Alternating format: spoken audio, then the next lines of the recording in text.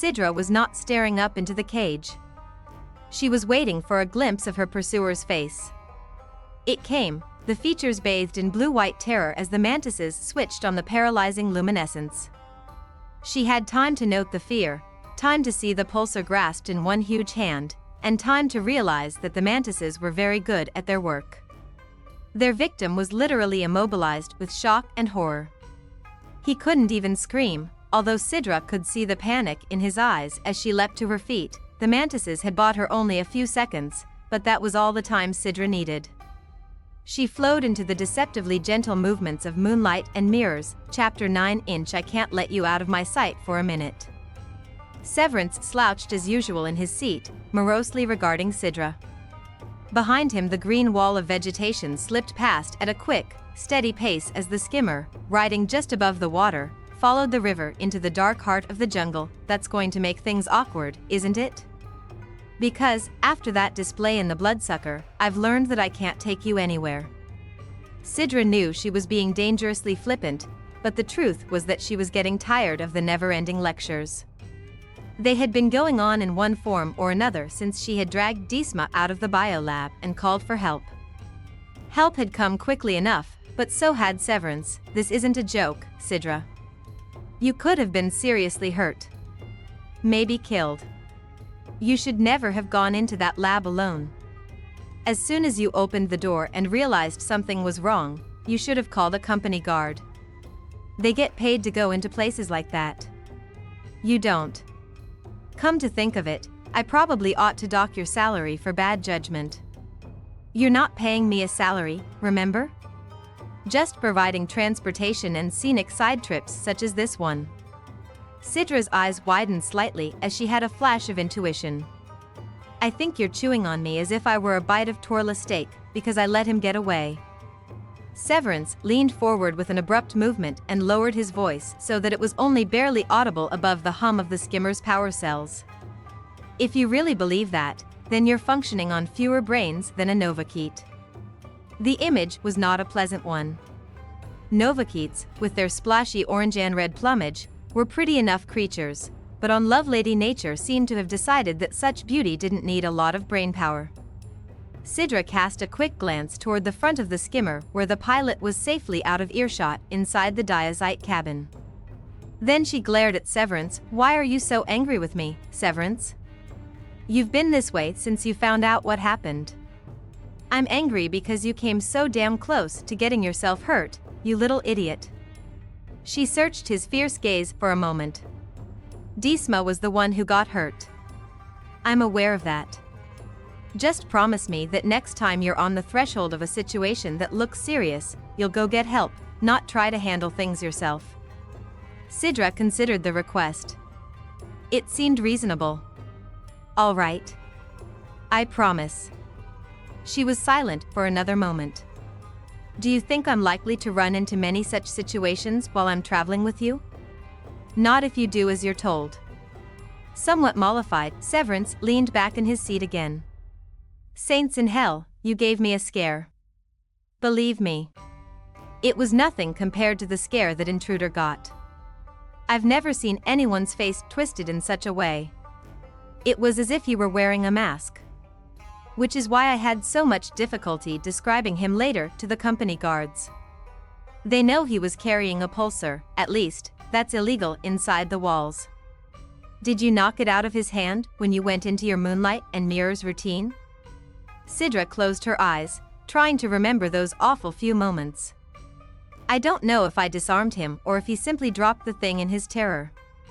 He was quite frozen with fear for a few seconds. And I wasn't far behind.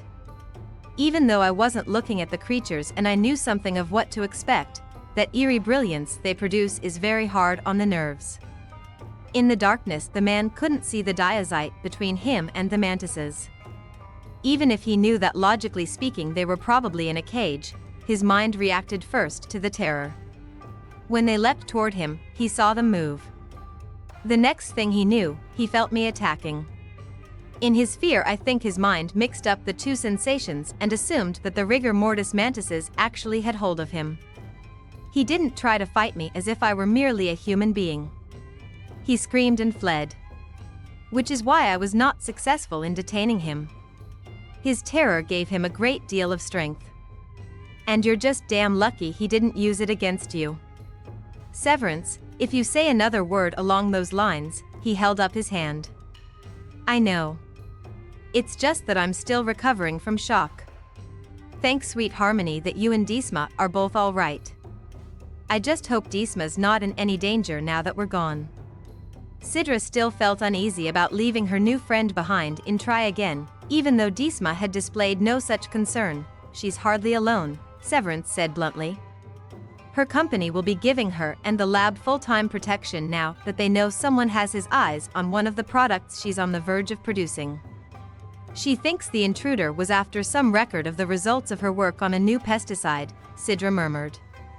Apparently it would be worth a great deal to a rival firm. All the more reason for her company to take care of her.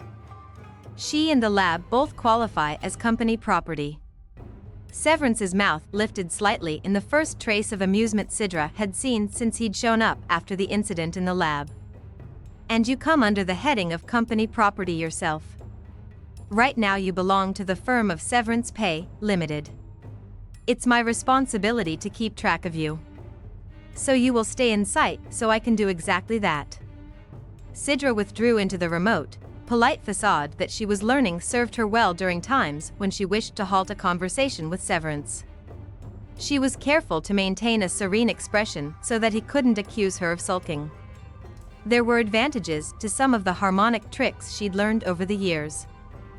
She turned her attention to the wide swath of river that served as a highway for the skimmer. Occasionally they passed the mouth of one of the many tributaries that fed into the main stream. The network of rivers was extensive, and many of the smaller ones still had not been fully explored. The water passing under the skimmer was a murky color, thick with the sediment it had picked up on its meandering journey. She couldn't see more than a few centimeters under the surface. The vegetation grew right to the water's edge and into it. Huge leaves of an impossible green hung over the banks. Occasionally Cidra caught a splash of movement as some river denizen leapt out of the water to snatch a tasty morsel that had made the mistake of journeying too far out on a broadleaf. At one point she thought she had seen a set of reptilian eyes just above the water, watching the skimmer sweep past. When she had pointed them out to Severance, he had shrugged and said she had probably seen a river draken. I'm not familiar with river drakens, she said. What do they look like? You don't want to know, he told her. Nonsense. All knowledge is good. Even knowledge that gives you nightmares? She let that pass. She hadn't slept easily the previous night.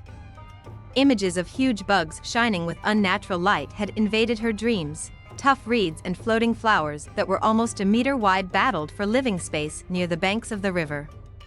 Beyond them the jungle was a wall of green that discouraged any attempts at penetration. The companies involved in exploration work had soon learned that it was easier to use the rivers as roads than to try to rip out the vegetation and pave the jungle floor. There were one or two other small settlements similar to Try Again where a mail ship or small plane could land on the continent, but for the most part, field camps and outposts were accessible only by river skimmer. The skimmer rode a short distance above the water, sinking back down onto the water when the engines were cut. It was a lightweight boat, made to carry small amounts of cargo and passengers. The crew usually consisted of just one individual who also acted as guide. In this case the pilot's name was Overcash. He wore the uniform of the XLX company. If Overcash had a birth name in addition to the one he'd chosen, he hadn't bothered to dispense it when he had been introduced to Cidra. It hadn't surprised her. She was growing accustomed to the lack of formality among wolves. She was also getting used to the fact that outside Try Again, people were armed. Overcash and Severance both wore pulsars strapped to their thighs, the small, personal weapon the lab intruder had held. Pulsars were blunt, ugly instruments that would kill. The skimmer had a clear, enclosed cabin in which the navigation instruments were housed. There was room inside for the pilot and one or two passengers to shelter in the event of a storm. Since they had left Try Again, however, Cidra and Severance had been sitting in the stern of the craft, which was open. That had suited Cidra just fine because she was fascinated with the scenery. The river seemed to have its own scent, a distinctive combination of vegetation and water thick with life. Unfortunately, Severance had utilized the privacy afforded in the back of the skimmer to continue with his endless commentary on the events in the biolab. Cidra shifted slightly, vaguely uncomfortable in her new clothes. She had never before worn anything but one of the formal harmonic surplice robes, and she felt odd. The tough fabric of the trousers and long-sleeved shirt Disma had insisted she wear were rough against skin that had only known the touch of finely spun crystal moss. The garments were designed in the manner of the functional uniforms worn by most people on Renaissance: snug trousers and a cool, loose-fitting shirt. The fabric was heavy and largely insect-proof, although it wouldn't be much help against something the size of a bloodsucker. There was a hood that could be drawn over the head in the event of bad weather or a swarm of flying creatures such as the stinging Bandini Disma had described. When she moved around, Cidra was aware of a sensation of being partially undressed. It seemed to her that the trousers and shirt defined her body too revealingly. More than once she had caught Severance eyeing her in the new clothes. He seemed especially fascinated with the shape of her BU***ox. Spite of the excitement in Disma's lab, Severance had seen to it that he and Cidra had left on time that morning. The mail must go through, Cidra thought humorously, especially when it was COD. At least she'd had a chance late yesterday afternoon to query the official Try Again archive computer.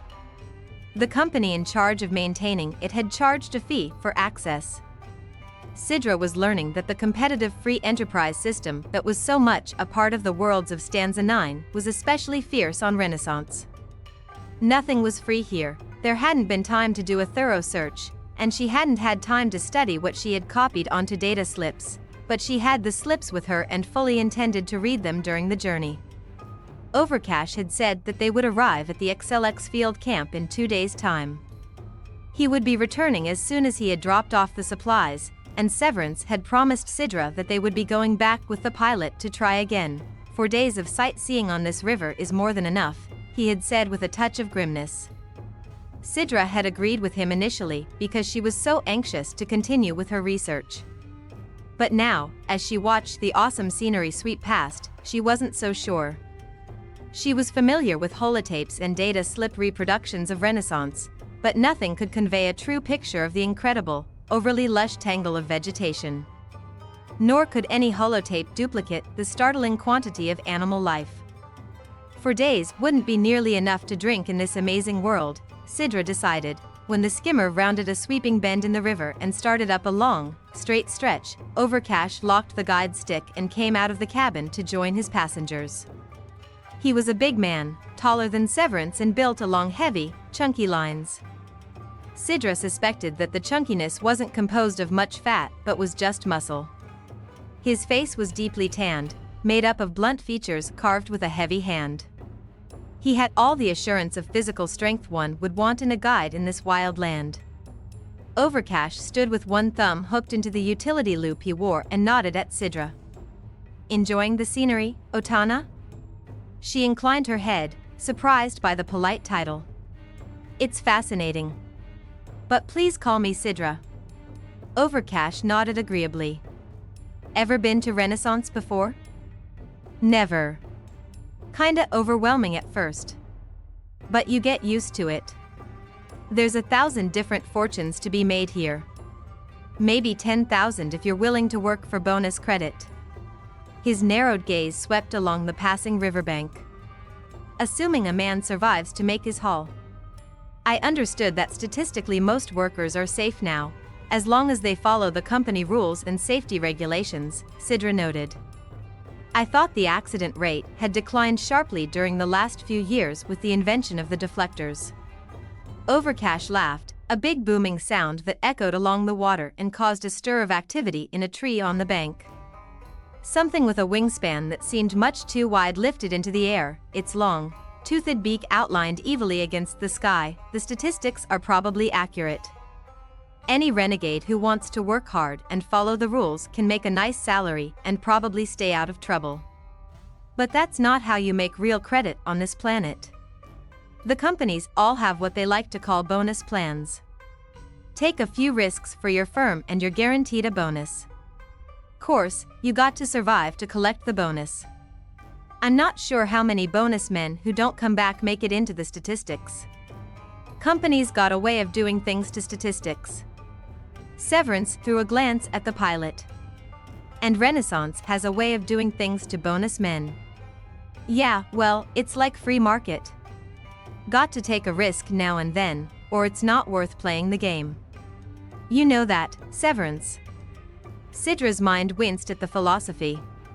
Having not played free market since Severance pay had set down at try again, she had deliberately forgotten some of her odd, increasing enthusiasm for it. Severance obviously hadn't forgotten, however. He grinned wickedly. At least he was smiling at her, even if he was showing his teeth. It was far more pleasant than being chewed on. Cidra looked down over the side of the skimmer. The thick water was ruffled on the surface from the effects of the skimmer's lift thrust. As the skimmer swept past, she thought she saw another set of cold, wide-set eyes hovering a few centimeters underwater. In that brief moment, Cidra glimpsed the outline of a frighteningly long body. Perhaps Severance was right, getting a close-up view of a draken might not be very pleasant. The eyes she had seen reminded her of some of Disma's lab creatures. Everything here on Renaissance seems to be out to eat everything else, she remarked. Just don't decide to trail your fingers in the water when we stop for the evening, Severance advised. I won't. She glanced at Overcash. Do we stay on board the skimmer tonight? No. Some draken or a skater might decide to get playful. Skimmers are safest when they're in motion. We'll stay on shore. Is that any safer? Overcash chuckled. Sure. We've got the heavy-duty deflectors and the armor tents. No problem. If something does decide to come looking for a midnight snack, we'll have plenty of warning. Not much can get through a deflector. Severance, here, wouldn't have brought you along if there was any real danger. On the contrary, Severance informed him, I had to bring her along because she digs up the worst trouble when she's on her own. They turned off the main river later that afternoon, swinging into a tributary that wasn't quite as thick with sediment as the first waterway had been. This river was also narrower than the first, and the walls of vegetation on either side seemed to loom higher and closer. But that might be just a trick of the waning light, Cidra told herself. She realized that she wasn't looking forward to camping out this evening. As if he sensed her uneasiness, Severance became more talkative. He gave her a dissertation on how effective the big deflector screens were and how they had revolutionized field camps on Renaissance. The invisible grids they produced were based on the same principle as the screamer. They were set to repel any creature with nerve impulses different than those of human beings. I get the feeling that some things out there haven't even got nerves. But Cidra made the observation with a smile to show Severance that she wasn't really worried. Wonderful what harmonic training could do when it came to covering up one's true feelings.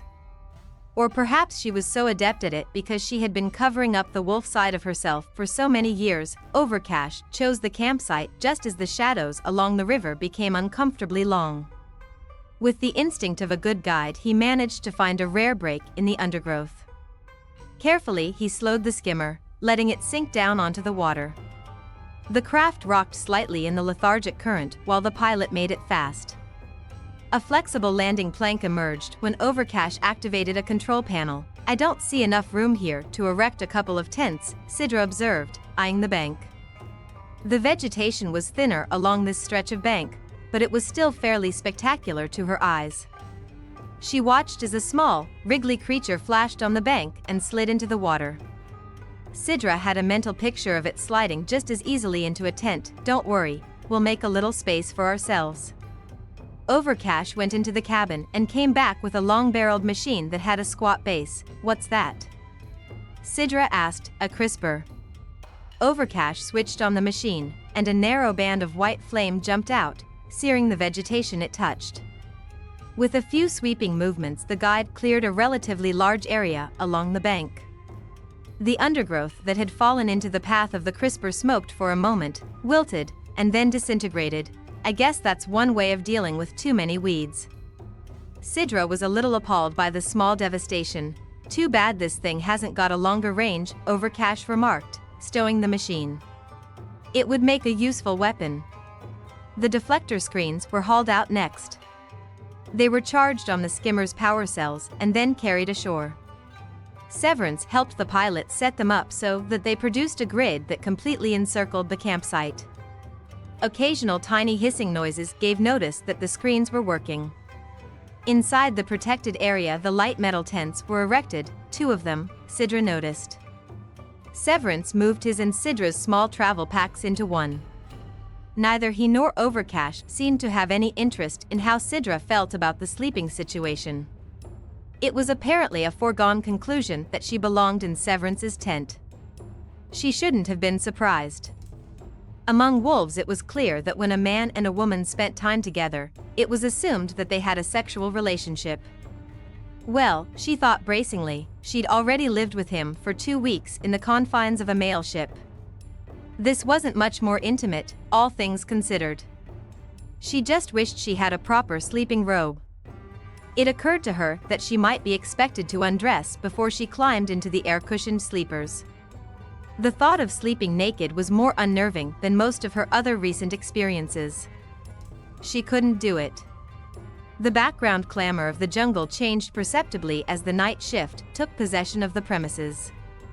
The deflectors had no effect on the sounds that permeated the shadows, and Cidra found the clickings, clackings, screams, and cries disturbing. Severance had had the forethought to ensure that some vegetarian press packs were on board the skimmer, and she flashed him a look of gratitude when hers came out of the portable food heater. He had also made sure a few containers of his beloved ale were on board. It was going to be a long night. Hours later, Severance lay awake in his sleeper, aware of the tension in the woman lying next to him.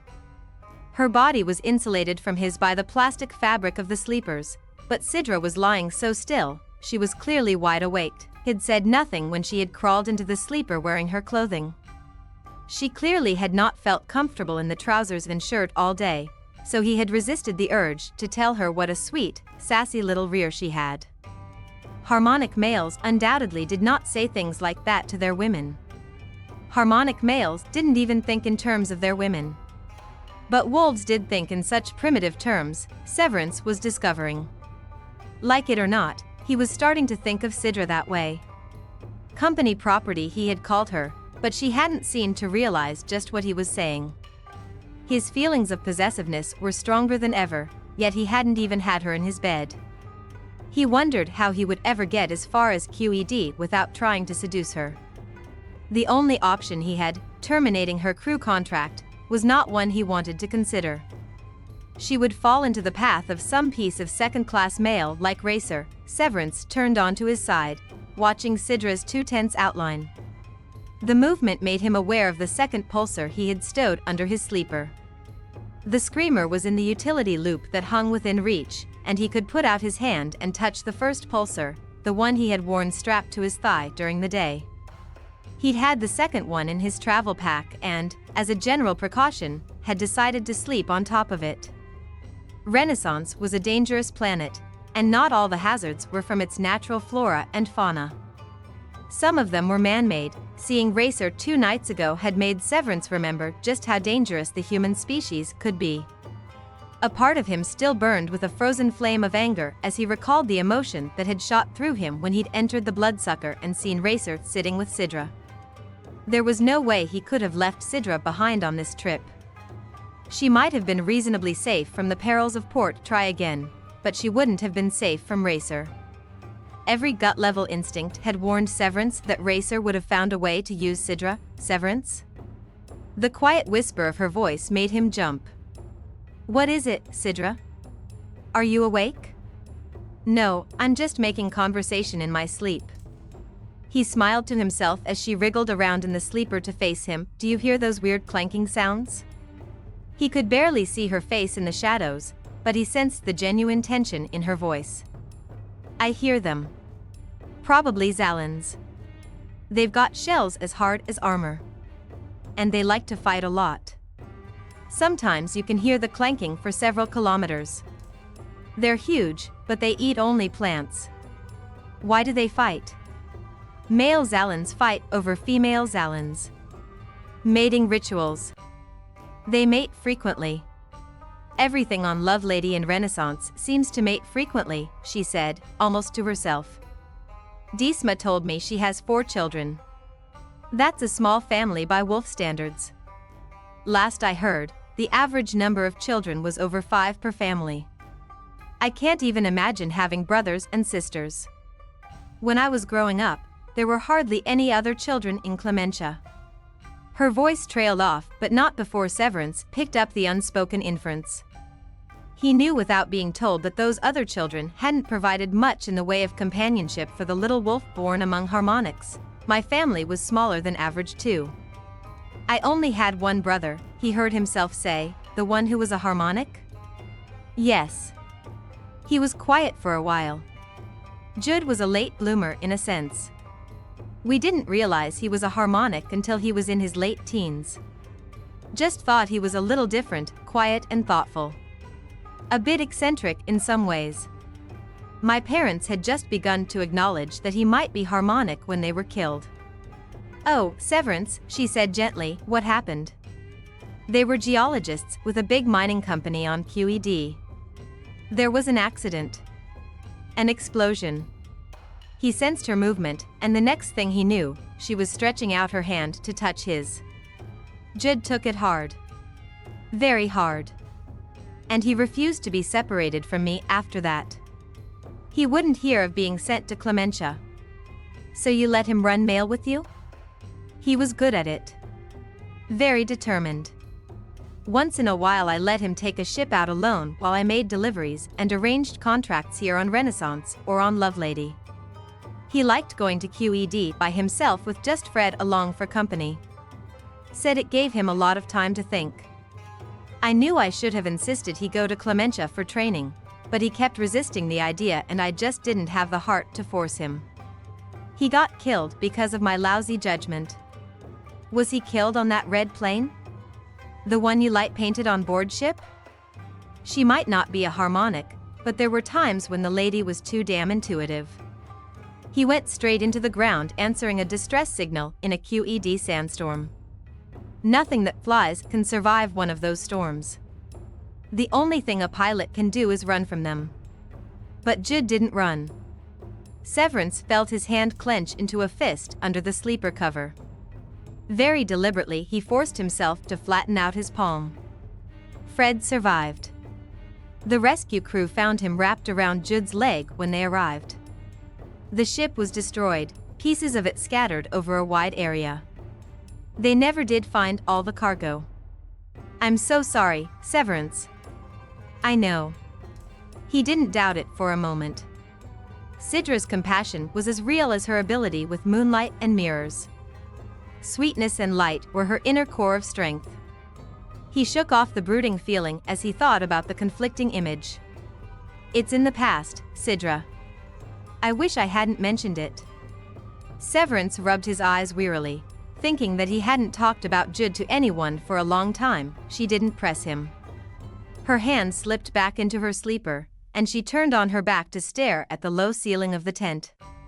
Another distant clanking sound echoed in the night, and a small scream split the air close to the camp. Overcash is right.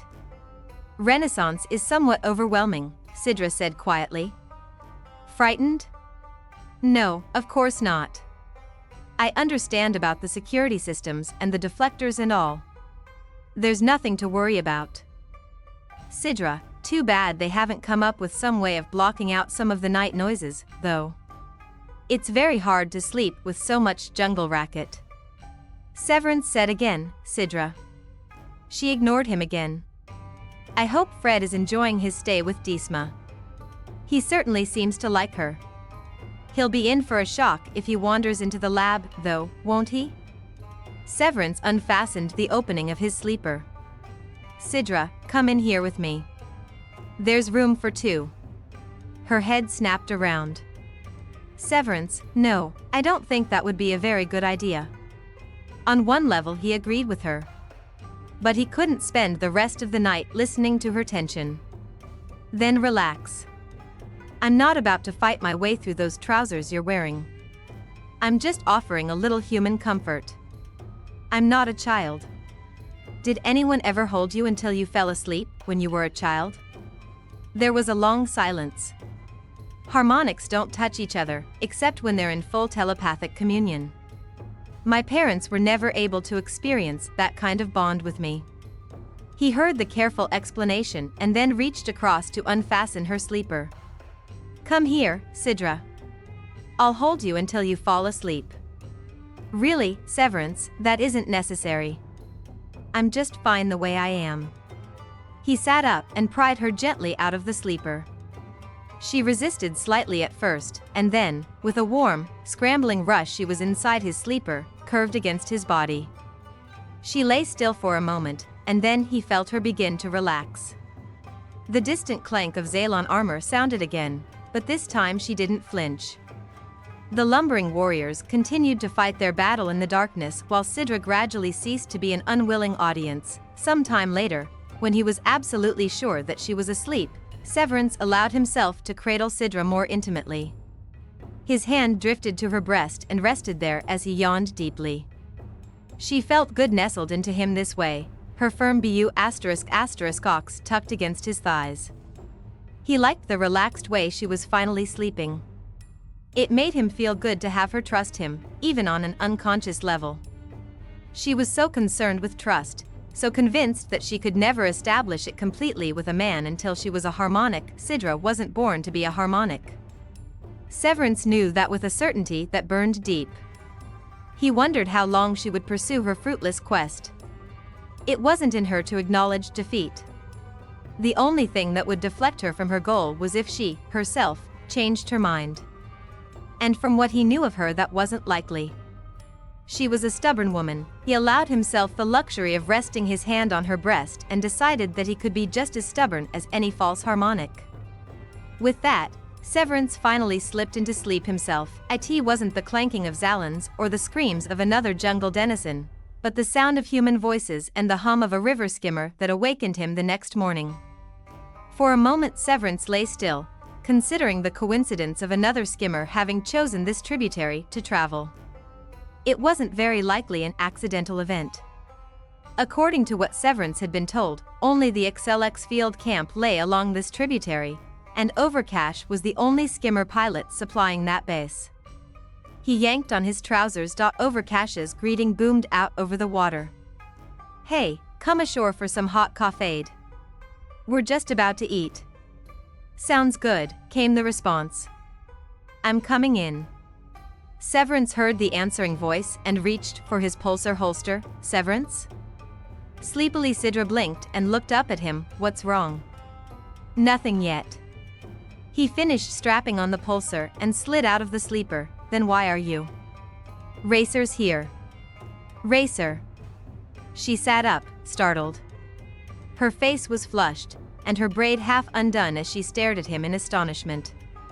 Severance wished he had the freedom to get back into the sleeper with her and conduct an intimate discussion on the merits of human comfort.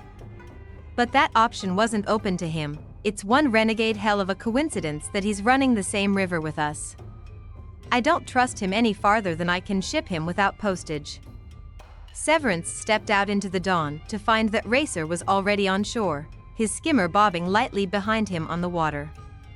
The man's blue-green eyes followed Severance as he emerged from the tent. Spend a pleasant night teaching new tricks to the harmonic, Severance? Racer smiled and lifted the pulsar in his hand until it was pointed at Severance's bare chest. Maybe before this is all over I'll take the opportunity to add to her education. But for now, drop the pulsar, Severance. I'm here to do a little business. Bonus business. Chapter 10 What's the matter, Overcash?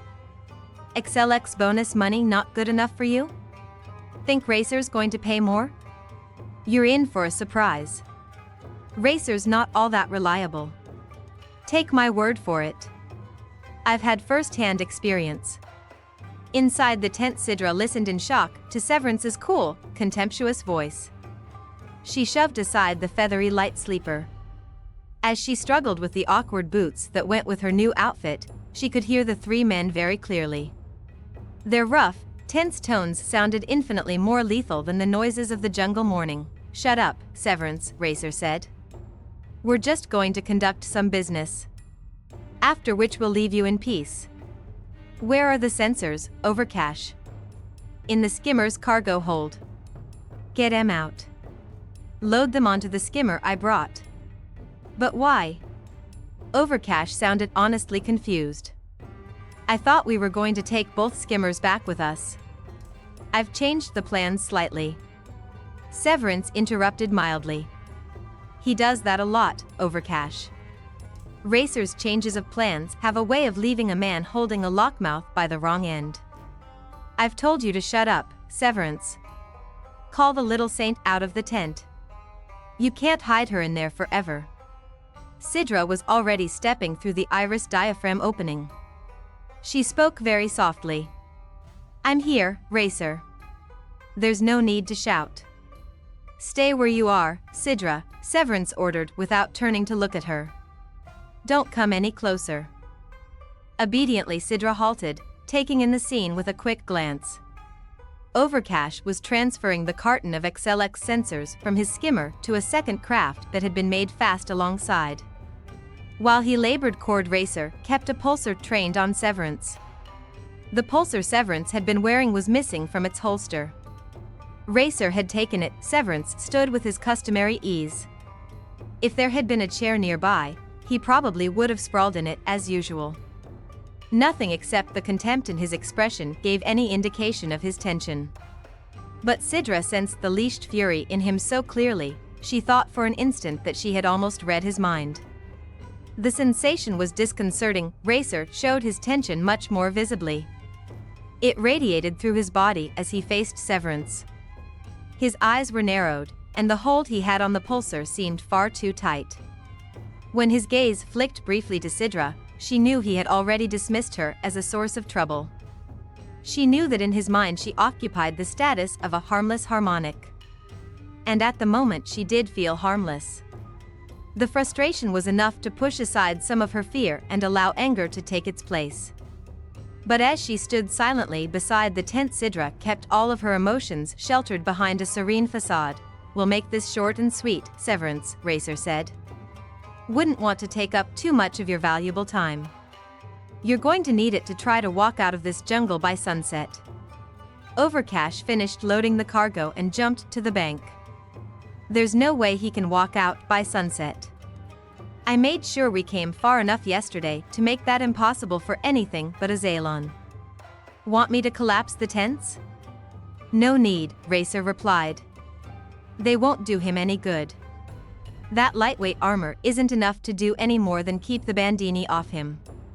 And I don't want to waste time. We've already wasted too much as it is."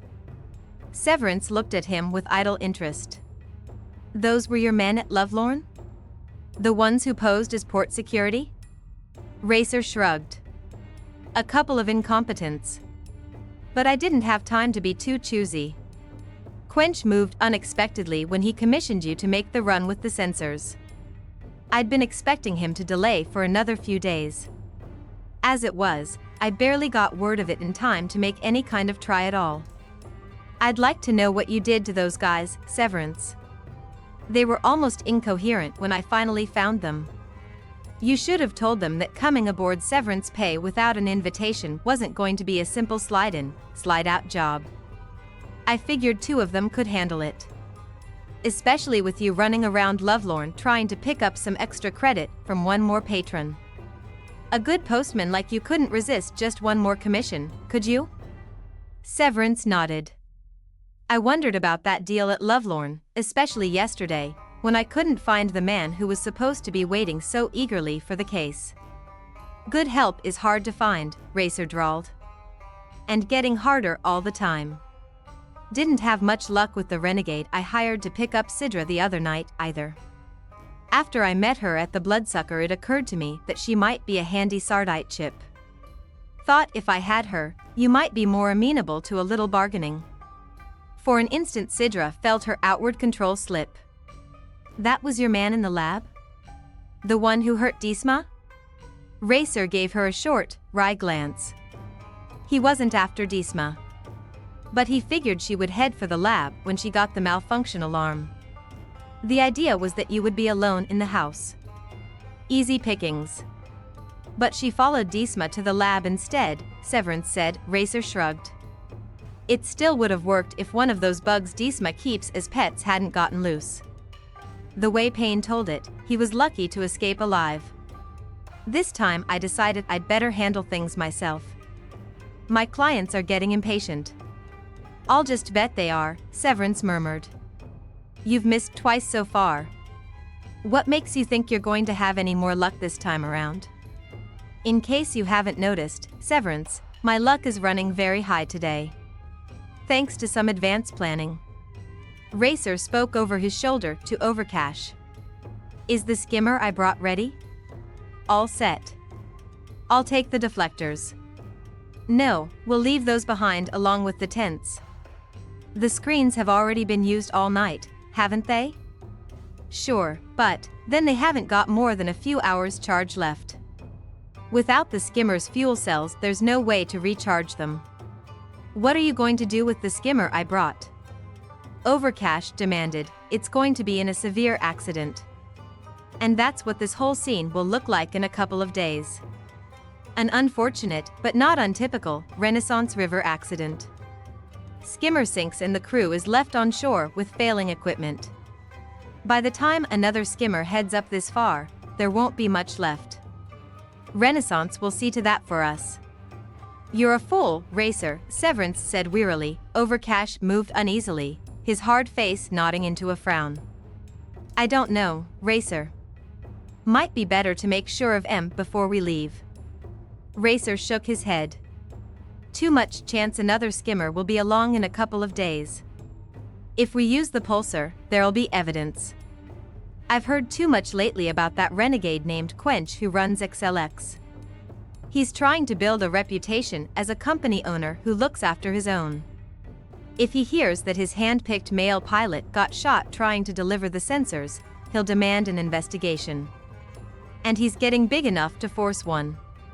Hell, he'll pay for it out of his own pocket if he gets really mad. No, this has to look like an accident. A terrifying screech sounded from the jungle, followed by a bitten-off scream. Racer smiled. Come on, Overcash. We're not leaving anything to chance. No one spends a night in a Renaissance jungle without equipment and lives to tell about it. Everything will be over by morning. Overcash looked unconvinced, but he obviously wasn't going to argue. He turned and jumped on board the second skimmer and made ready to loosen the moorings. Twin Draken eyes emerged briefly in the river as if curious. They disappeared again with barely a ripple. Severance studied Racer as if he were looking at the man through a microscope and didn't like what he saw. Think it will work this time? It'll work, Racer said roughly, maybe. Maybe not.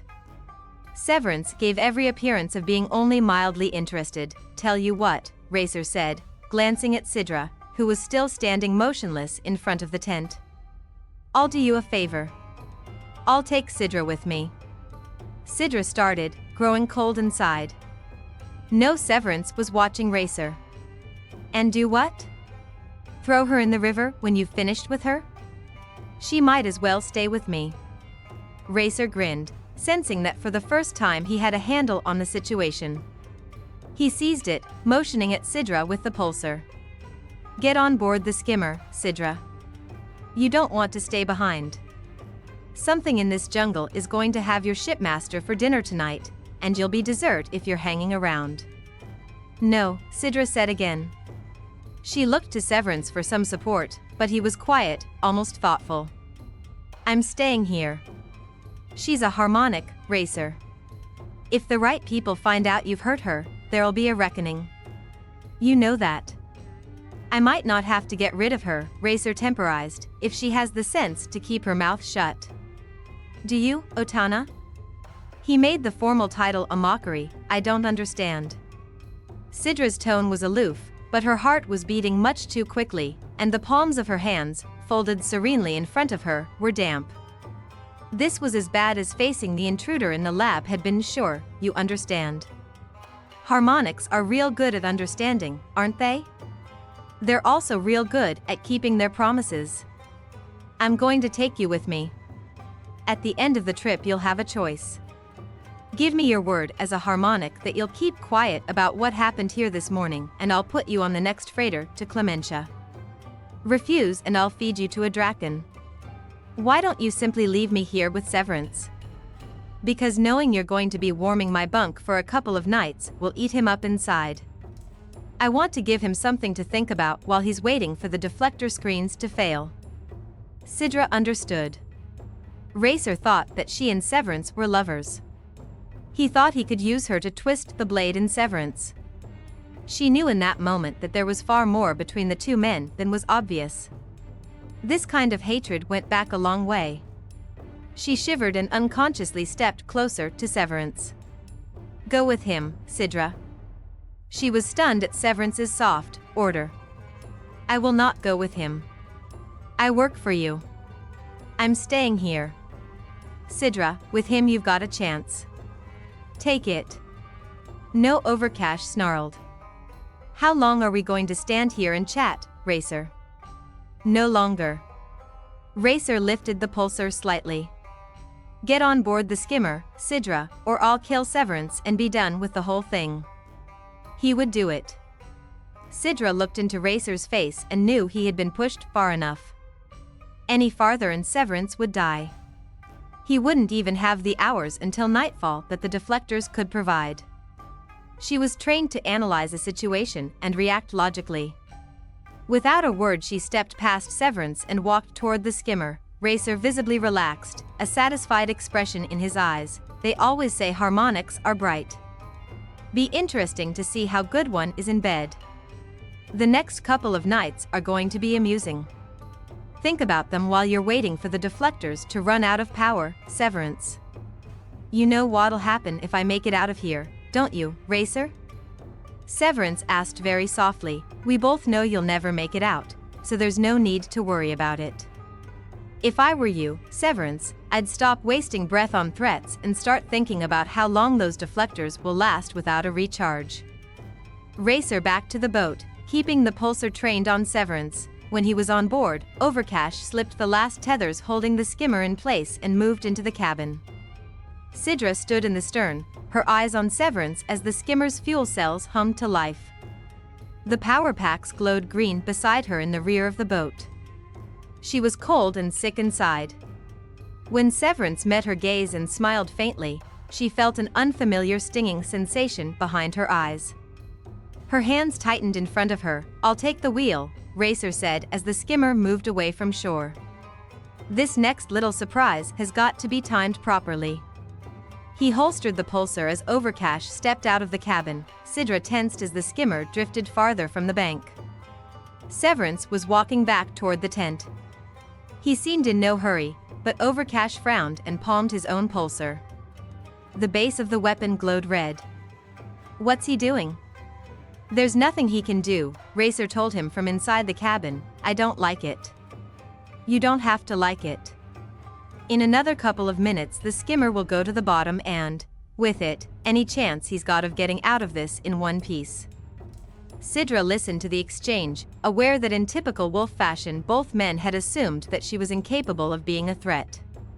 They were right. She could not hope to use her moonlight and mirrors on both of them at the same time. Not when each man was armed with a pulsar. But their attention was not on her, and this was the only opportunity she was going to get.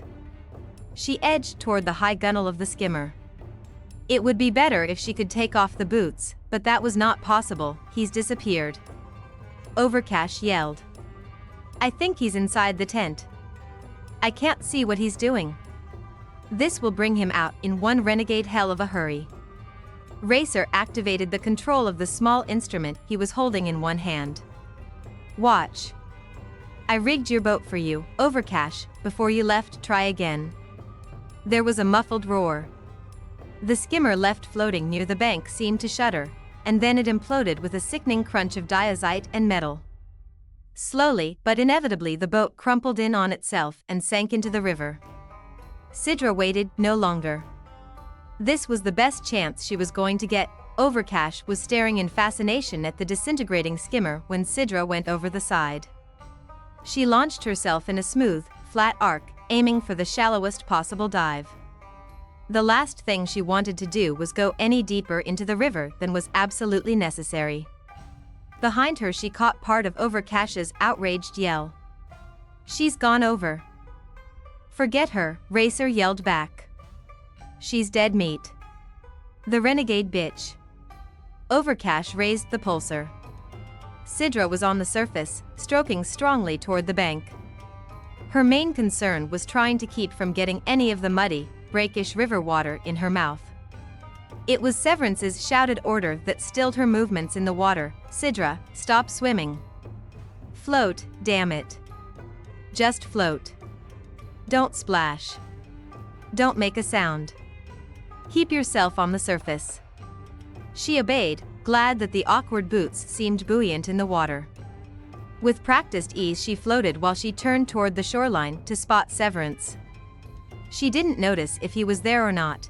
Instead she found her gaze locked with a pair of malevolent eyes between her and the bank.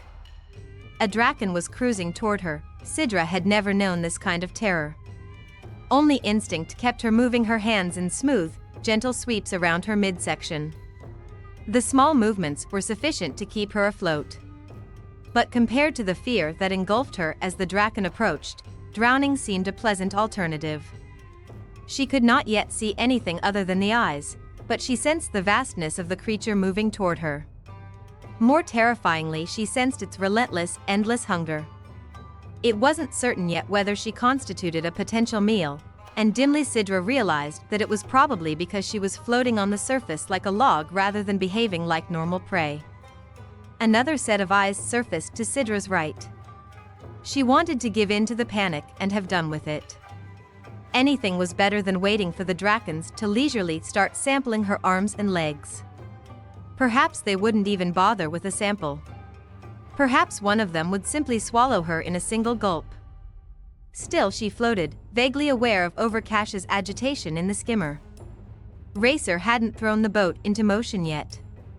He kept it hovering behind Cidra, and she knew that he and Overcash were waiting to see how long it would take the drakens to move in on her. "I'm going to draw some blood," Overcash announced. "It'll get things over with a lot sooner." Standing in the stern of the skimmer, he raised the pulsar and aimed it at the floating Cidra. Everyone's attention was on Cidra and the drakens. No one noticed Severance when he stepped around the tent, the pulsar he'd slept on during the night now in his hand. He aimed the weapon at Overcash and gently squeezed the trigger. Behind her Cidra heard a man's scream. A second later there was a loud splash and then, with blinding speed, the drakens were in motion. She closed her eyes, waiting for the horror to engulf her.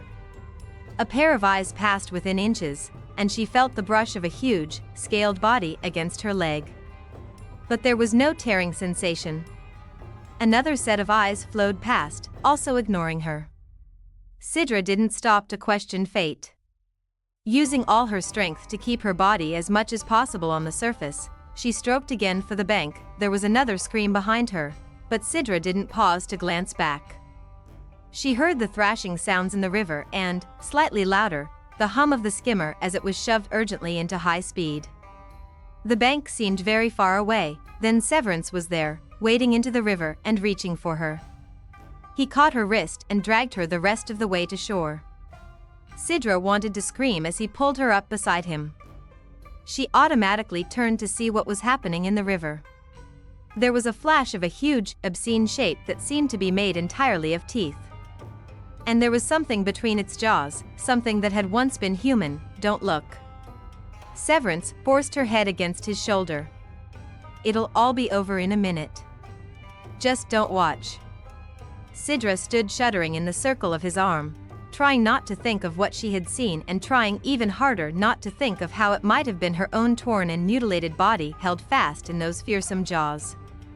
In the distance she heard the skimmer's hum fade. "Racer's gone," she gasped, more for something to say than anything else. Racer's good at leaving a friend in an awkward situation. Not that he could have done much for Overcash. Once the drakens sensed blood, nothing on this planet could have stopped them. "He was going to shoot me." I heard him say a little blood would get things over more quickly. He was right. You killed him to stop him from shooting me, she said into his damp shirt. She wasn't certain which stunned her more, Severance's killing Overcash or Overcash's willingness to kill her. Cidra felt dazed, Severance hesitated. I would have shot him even if he hadn't been trying to wound you. I needed something to feed the Drakons. In another minute or two they would have decided you were prey, after all. Oh. She couldn't think of anything else to say. I would have preferred feeding Racer to the river, but I couldn't get a clear shot at him. Overcash was in the way. The awful thrashing sounds died away. Slowly, still afraid to turn and look toward the river, Cidra lifted her head. She realized that she was leaning heavily on Severance, seeking strength in him. It's over, she whispered. No, he answered, gently freeing her to look down into her stricken face. It's just beginning. Why did you jump overboard, Cidra? I had no choice. I couldn't go with him. There was a chance he would have believed you really are a harmonic, and a chance he would have let you go eventually if you'd given him your promise to keep quiet. Which I would never have done, so there's no point discussing it, is there? Cidra, stop it, Severance. She pushed away from him, still looking anywhere but at the river. I could not go with him, and that's all there is to it. He touched her cheek, his finger rough on her wet skin. You would have survived rape, Cidra. I'm not so sure about the jungle. A sudden, fierce rage welled up in her. I would not have survived rape. He would have had to kill me before he succeeded in raping me. Haven't you ever heard of death before dishonor? Severance looked at her. Not lately. It would have been utterly degrading for me to have submitted to that man in exchange for my life after he'd left you to die. And it would have been equally dishonorable to have given him my promise not to tell the company authorities what had happened. That's a little extreme under the circumstances. I work for you, Teague Severance. Have you forgotten our contract? I have sworn my loyalty to the firm of Severance Pay, Limited. It would have been a breach of that act to have let Racer use me. He only wanted to add to your suffering, you know, Cidra explained, lowering her voice. And it would have bothered you greatly. Not because I was your lover, but because you feel responsible for me. Racer didn't seem to understand that I am merely your employee. Lately I've had trouble understanding that myself. Severance reached out and wrapped his palms around the nape of Cidra's neck. He pulled her close and kissed her with a quick roughness that betrayed the tension he had hidden so well all morning. Sweet harmony in hell, Cidra Rainforest. I've never been so scared in my life as I was when I saw that Draken eyeing you. Don't ever do that to me again. She smiled mistily as he freed her. I'll make a note not to go swimming in the near future. He stared down at her for another long moment, as if he wanted to say more. Instead he released her and turned toward the tent. I guess I'd better get moving. Surprised, she stepped after him. What are we going to do? A sloshing sound reminded her of her wet boots. Gingerly Cidra sat down on the charred ground and removed them, shaking out the river water. I'm going after Racer. He spoke from inside the tent, going after him? But, Severance, he's got a skimmer. He's long gone. He's got a skimmer that's in trouble, although he may not realize it yet. It's going to take a while for the fuel cells to start losing power. Severance reappeared outside the tent carrying his travel pack. He put it down on the ground, crouched beside it, and began going through the contents. Cidra watched him. Why should the fuel cells fail on his skimmer? After I shot Overcash, Racer ducked into the cabin. I had a clear view of the engine section of the skimmer. And I got in a couple more shots. One cell was glowing yellow when the skimmer took off up the river. Yellow means that the charge was already starting to diminish. Racer will realize what's happening when he calms down and has a chance to check his controls. Then what will he do? Panic, I hope. He tends to lose his nerve when the Sardite's down. I'm counting on him losing it this time too. You speak from past experience with the man? Cidra asked carefully. This isn't the first time we've tangled. You said he was once your partner. Severance removed a thin blade from the travel pack and slipped it into his utility loop. The partnership dissolved the day he left me to fight my way out of a sinkswamp here on Renaissance. Cidra sucked in her breath. He's tried to kill you before? Not exactly. We had a male run into a field camp that was doing some work in the swamps up north. There was trouble with the sled. Always something going wrong with machinery on this damned planet. The sled started to slip into a sinkswamp with both of us on board. When we realized what was happening, we managed to attach a wire line to a tree. The plan was to use it to climb to safety. Racer went first. When he reached the tree, the line broke. He was getting set to toss me another one when he saw the killweaver. The things live in the swamps, and this one apparently decided to investigate the activity going on over its nest. It surfaced beside the sled. Big ugly thing with very unappealing pincers. Racer took one look and fled. Leaving you behind? Guess he figured I didn't have much chance, anyway. He made it to the company's field camp a couple of hours later and somehow neglected to mention that he had left me behind in the sled sitting on top of a killweaver's web. I think he was busy realizing just how convenient the whole setup was. In one fell swoop, he was now sole owner of the ship and all our equipment. It was somewhat disconcerting for him when I wandered into camp an hour behind him. We've made a practice of avoiding each other ever since. How did you get away from the killweaver? Cidra struggled with the dim recollection of a holotape she had once seen of a huge spider shape. Another typical Renaissance horror. Even the wild parts of Lovelady seemed tame in comparison to this planet. It's a short story. The trick with drakons and killweavers is to distract them with a convenient meal. Cidra shuddered. What did you find to feed the killweaver? Something equally mean and ugly.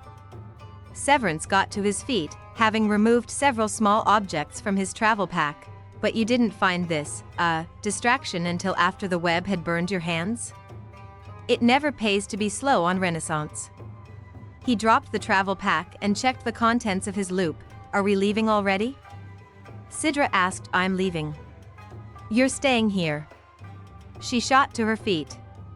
Severance, no. His face softened. You'll be all right. There's enough charge left on the deflectors to last until nightfall. I'll be back by then. Just stay inside the screens and don't wander outside for any reason. Understood? I refuse to stay here alone while you take off info that jungle. I'll be staying close to the riverbank. Don't worry, Racer won't get far. When he realizes that the fuel cells are faltering, he'll bring the skimmer into shore, set up the deflector screens, and call for help. I intend to arrive long before help does. I don't like this, Cidra began earnestly. I'm not especially thrilled with the mess we're in either. But since I'm the one who got us into it, I'd better start fixing things. Once the fuel cells start to go, the skimmer won't have enough power to stay afloat, but there'll still be enough of a charge left in them to keep the deflectors and a comm unit going for quite a while. I can float the skimmer back down the river if necessary. Relax, I'm supposed to be the one who's good with his hands, remember? He walked toward her, coming to a halt a short distance away. Don't look at me like that, Cidra. It's going to be all right. This is my fault and I'll take care of it. It's hardly your fault. I'm the pilot in command. The head of Severance Pay, Limited. That makes it my job to clean up the situation. Besides, even if I wanted to delegate the responsibility, this is a very small firm. I don't see any convenient vice president standing around to send after Racer. There's me. You've already done more than your share to defend the mail and the firm. It's my turn. I'll be back before the screens fail. Believe me? I spent the year after Jude's death getting to know this jungle very well. She chewed helplessly on her lower lip and then nodded once. I believe you, Severance. And she did. If he didn't come back before the screens failed, it would be because he couldn't come back. She didn't want to think about that possibility. "I'll see you before nightfall, then." "And then what?" she challenged. But she knew even as she spoke that she had accepted the inevitable. There was no choice but for him to leave. Taking her with him would slow him down far too much. "When I come back, I'll bring the skimmer and a fresh set of screens. If we can't repair the skimmer, we can still use the communications equipment to call for aid." She drew a deep breath. "What about Racer?" Severance didn't look up as he adjusted the utility loop. "What about him?" She searched his face. "You're going to kill him, aren't you?" "Don't think about it, Cidra. Racer is my problem." He leaned down to brush his mouth over hers. When he lifted his head, he was smiling again. "I've got to stop doing that." She touched her lips with her fingertips, realizing how accustomed she was becoming to his brief, intimate gestures. She remembered how she had felt when she'd stood in the stern of Racer's skimmer and watched as she was dragged farther and farther away from Severance. Then, in a wordless rush, she threw her arms around his neck. "Be careful, Severance. Please be careful. I'll be back for you before nightfall." He held her, his arms closing with bruising fierceness around her slender body. Then he released her and moved through the screens without glancing back. Cidra watched until he was out of sight. It didn't take long. The undergrowth closed behind him, and it was as if he had never been standing there with her at all.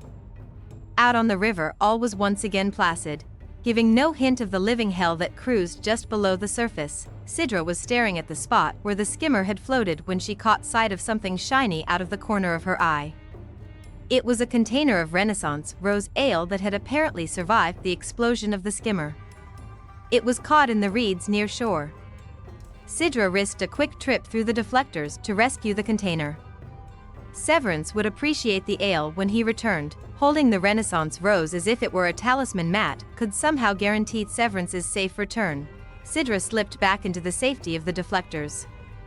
Chapter 11. He had to get the deflectors and the skimmer's communication equipment. And he would probably have to kill Racer to do it. Severance didn't try to fool himself. There was an outside chance that Racer would allow himself to be dragged back to try again and turned over to the company authorities, but it wasn't likely. He had too much to lose. He was far more likely to force Severance's hand, counting on what he knew of his ex-partner to keep him from getting killed.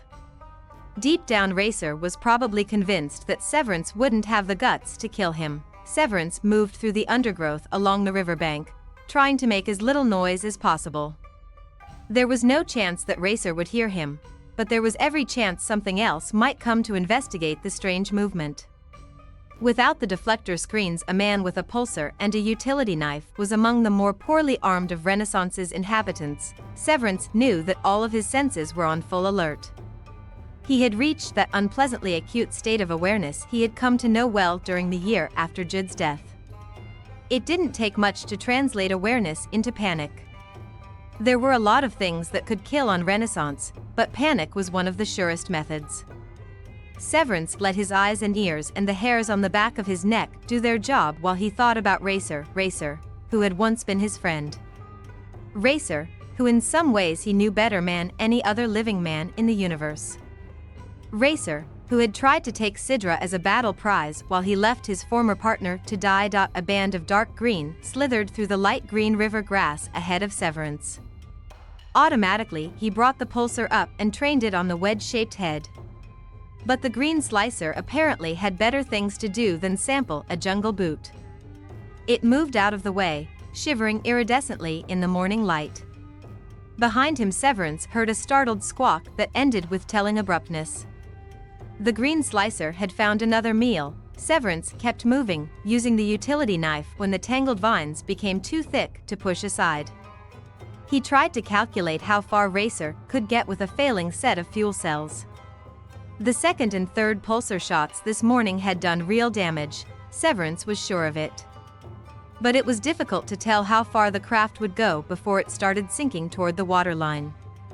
As long as Racer ran the skimmer at top speed, the end was bound to come quickly. And he was certain Racer would force the craft as far as he could at the highest possible speed. Racer was the nervous type under pressure. He tended to panic. That tendency was a side of the man few people would ever know. Only when you had worked with a man in a high-pressure situation did you learn his real weaknesses, the ones that could get you killed. Severance had learned them the hard way. Finding yourself facing a kill weaver alone had a way of making a lasting impression, so he'd learned his lesson. Never trust anyone, except perhaps a harmonic, completely. Severance's partnership with Racer had dissolved. Life went on, and Severance saw to it that he and Racer rarely came into contact. Racer had been cooperative in that respect. Severance also avoided any more attempts at forming a partnership. Severance Pay, Limited, he decided, would take a slightly slower route to success. There was a flurry of black wings up ahead. Severance paused and gave the flying reptile the chance to get off the ground with its prey impaled in its toothed beak. Then he started moving again, circling a stand of suspicious-looking flowers. Anything as beautiful as those flowers had to be deadly on this planet.